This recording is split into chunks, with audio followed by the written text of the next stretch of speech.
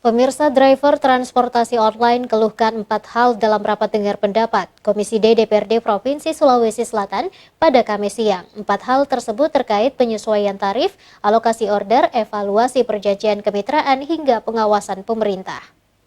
Sulsel dan jajaran, kemudian Kepala BPJS Ketenagakerjaan. Sejumlah perwakilan driver transportasi online hadir pada rapat dengar pendapat yang digelar Komisi D DPRD Provinsi Sulawesi Selatan pada Kamis siang dengan membawa beberapa aspirasi.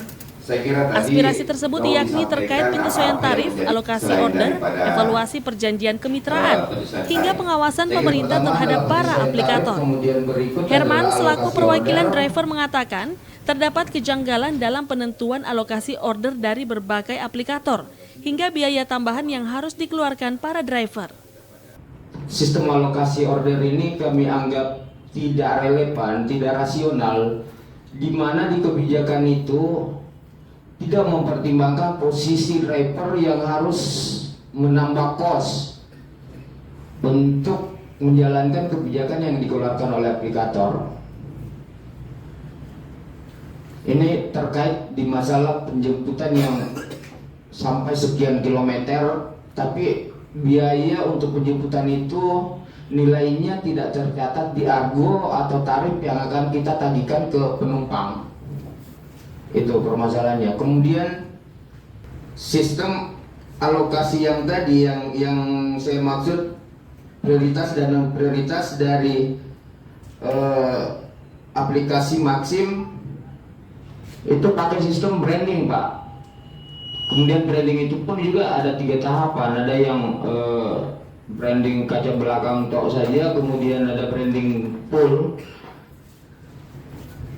Itu alokasi ordernya bertahap juga.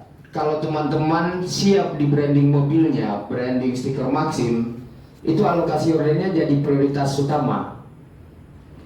Kemudian prioritas kedua untuk teman-teman yang brandingnya cuma kaca belakang saja.